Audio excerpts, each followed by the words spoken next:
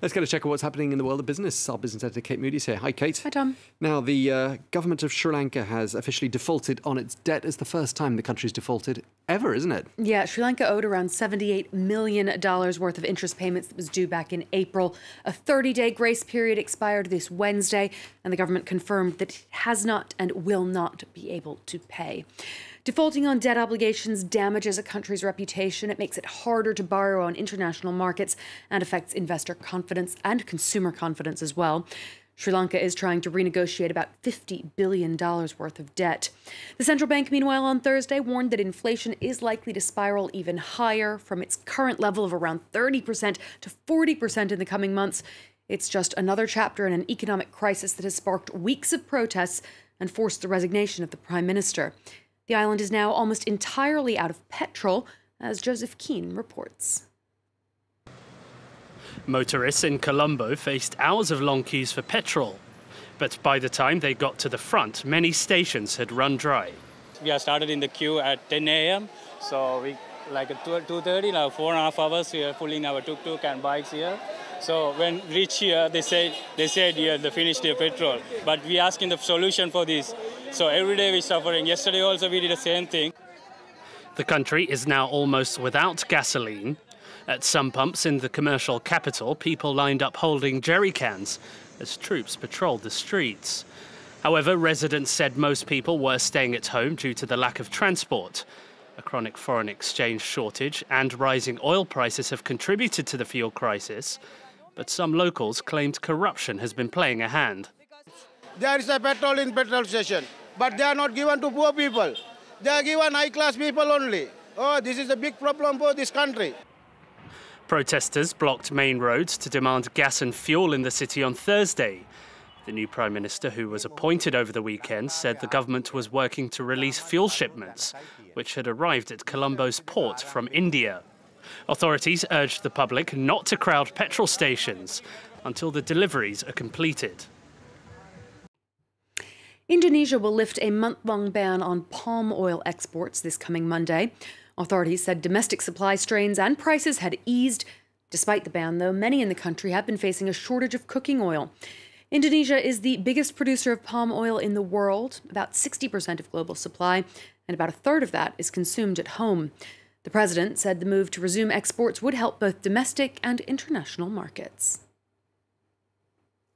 I understand that prices are still relatively high, but I believe in the next few weeks, oil prices will become more affordable towards prices we have set because supplies are more abundant. The United States Congress has approved a $40 billion aid package for Ukraine, previously announced by President Joe Biden. Kyiv is also on the verge of receiving more aid from the Group of 7 advanced nations. Finance ministers and central bank governors of the G7 have kicked off a 2-day meeting in Germany. Reuters reports that they have agreed to nearly $18.5 billion in additional loans and transfers to the Ukrainian government to help maintain basic services there. Russia's invasion has also led to soaring energy prices, inflation, and supply chain disruptions in the G7 economies. Germany's finance minister said ahead of the talks that they would try to coordinate their efforts to protect households and businesses. The war in Ukraine, Russia's unprovoked criminal attack on Ukraine, has also resulted in additional risks for the development of the global economy. This concerns inflation, but also the failure to recover from the pandemic. We will therefore have to discuss what we can do together in each of our areas of responsibility to avoid stagflation scenarios. This is, of course, a task for the central banks. One notable absence from that meeting, France's Bruno Le Maire, as we wait to see whether he'll be reappointed Finance and Economy Minister under Elisabeth Borne's new government. A major climate event has kicked off here in Paris, bringing together hundreds of public figures, companies, and investors. Over the next 3 days, business and political leaders will be discussing ways to protect the planet and listening to startup pitches at the ChangeNow Climate Expo. France 24's Yuka Royer has been meeting some of the participants. This little fellow may offer us some help in our fight to reduce plastic waste. This company is trying to extract enzymes that destroy plastic from this worm and eventually build a system to mass produce them. The worm actually has microorganisms in his body, and those microorganisms can attack polyethylene, which is the plastics that we are addressing. It will take a few years because it's biotechnology and it's really complicated, so it will take about 5 to 10 years to develop the whole process. It's just one of the hundreds of solutions proposed by companies gathered here in Paris for our planet. With the war in Ukraine exposing vulnerability in our energy supply systems and an ever-urgent need to reduce our carbon footprint, startups are eagerly looking for new investment. Our aim is to help companies improve their digital footprint, both on the environment and on society. A lot of people know how to chat on social media, but don't know how to use digital services. So we're trying to offer something that's a lot more accessible. I see change coming, but not quickly enough, because governments around the world are looking for the quick solution. And something that's in common with all large-scale, long-duration inertial storage is long lead times. So it's got to be started now if it's to be part of the solution by 2030, 2040, 2050.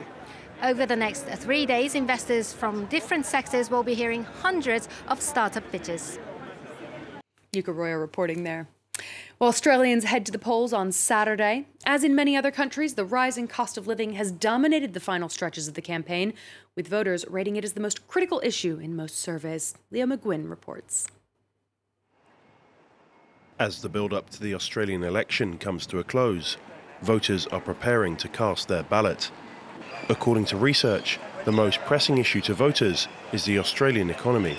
The main issue at the moment everyone's facing is the cost of living, to be honest. As a middle income earner, I would say that, bringing up your children, sending them to the school and the expenses that you are facing at the moment and the cost of living that's going up, especially the inflation rate.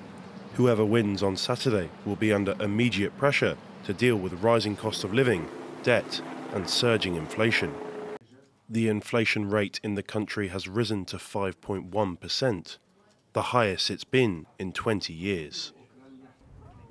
Current Prime Minister and Liberal Party leader Scott Morrison is hoping to be elected for another term after a difficult 4 years in charge, which included the Australian bushfires, extreme flooding in the east of the country, as well as the coronavirus pandemic. There have also been some stumbles on the campaign trail, some more literal than others.